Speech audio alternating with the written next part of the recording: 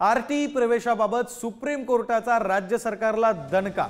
मुंबई हायकोर्टाचा आदेश सुप्रीम कोर्टाकडून कायम आहे, तर खासगी शाळेतील प्रवेशातील 25% आरक्षण कायम राहणार आहे। आरटीई कोट्यातून खासगी शाळांना सूट देणारा राज्य सरकारचा आदेश रद्द करण्यात आलाय, तर मागासवर्गीय आर्थिक दुर्बल घटकांना यामुळे दिलासा मिळाला। आरटीई प्रवेशांशी संबंधित खासगी विना अनुदानित शाळांना आरटीईतून वगळण्याबाबतची राज्य सरकारची अधिसूचना 19 जुलैला राज्य सरकारने रद्द केली होती, तर उच्च न्यायालयाचा हा निर्णय सर्वोच्च न्यायालयाने कायम ठेवला।